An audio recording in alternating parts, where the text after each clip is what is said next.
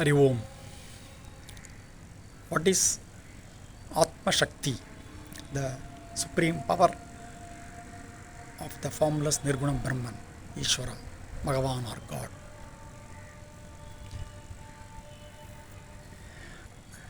The Atma Shakti is not different from Atma. Power of the self is not different from the supreme being, Nirgunam Brahman. So, the being itself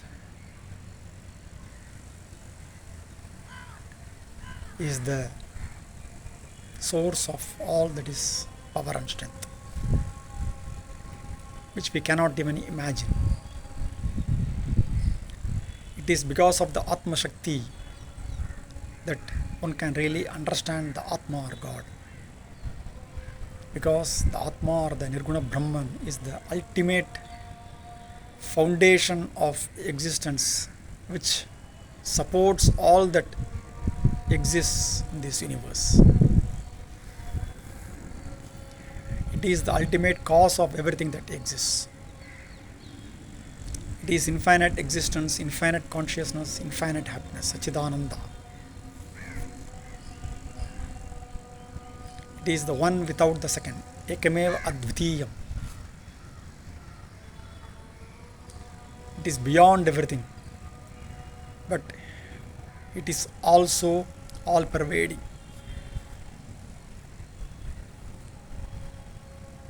It is like the sun which gives the light to everyone, but it doesn't claim anything of its own. It doesn't expect anything in return for the light it is giving to one and all in this universe.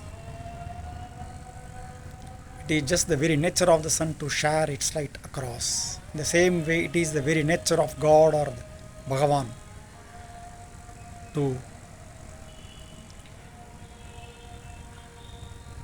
bless one and all with this Atma Shakti, the Anugraha or the grace, by which one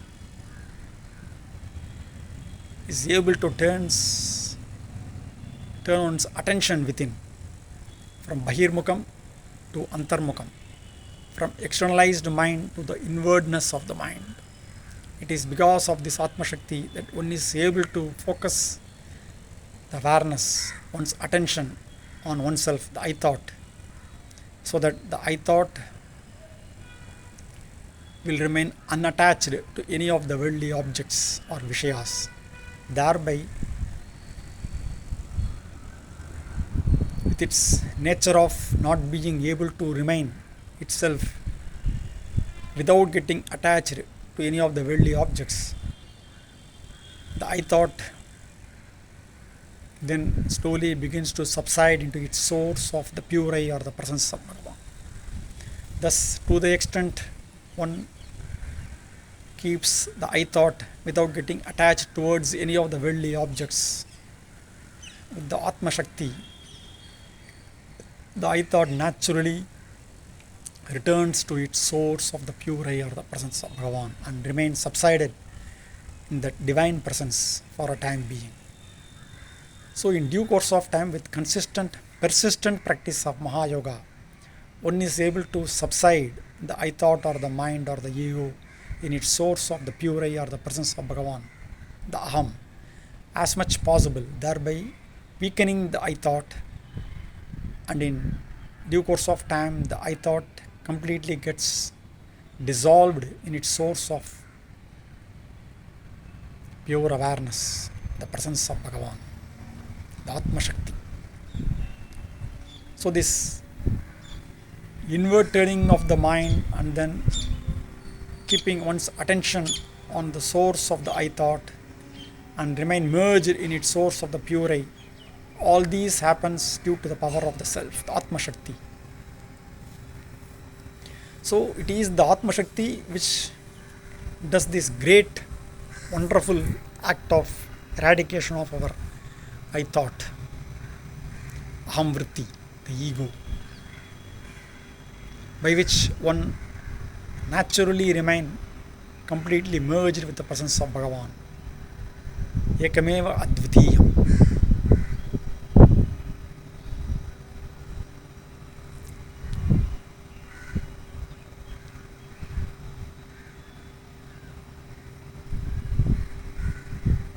So this is the greatness of this Atma Shakti.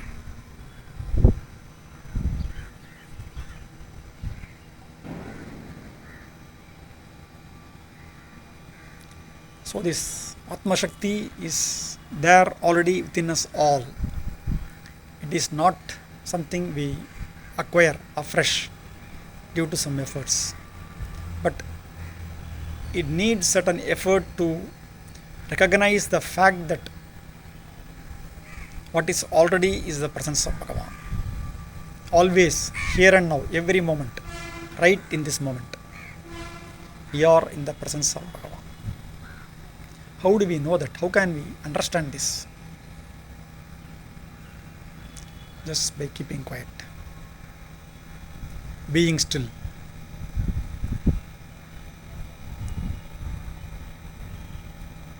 So the Atma Shakti is realized by turning our attention within and keeping quiet, keeping still, without doing anything. So when we thus remain quiet in peace, then what happens is that the I thought subsides for this duration wherein we remain without any wandering, mental wandering, wherein we remain unattached to any of the worldly objects, we remain in quietness. Then the I thought subsides into its source of the pure I, the presence of Bhagavan. Thereby, the existence consciousness reveals itself, it shines by itself, attracting our attention. So when we thus remain quiet without doing anything, just by being still, then we naturally become aware of our existence. The Satchit shines naturally when the I thought subsides. So once we effect subsidence of the I thought by remaining quiet, not doing anything, by being still, by just being, then naturally this Atma Shakti, the existence consciousness Satchit, reveals itself and attract our attention towards itself. Then we will become aware of this presence of Bhagavan. This existence consciousness which reveals itself is the presence of Bhagavan, Atma Shakti, which naturally attracts our attention, attracts the focus of our awareness. So we thus naturally remain in the presence of Bhagavan to the extent we turn our attention within and remain merged in the source of pure I, the presence of Bhagavan. Such is the greatness of this Atma Shakti. So there is no greater occult power than being in the presence of Bhagavan, because presence of Bhagavan is the Karpaka Vriksha.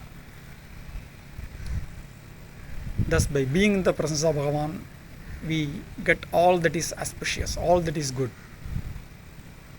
all that will uplift everyone, everything within us, around us, everywhere. So let us all remain merged in this presence of Bhagavan by constantly keeping up this practice of Mahayoga, which is basically to keep our attention on the presence of Bhagavan, the pure I, all the time. Arunachala Shiva, Arunachala Shiva, Arunachala Shiva, Arunachala Shiva.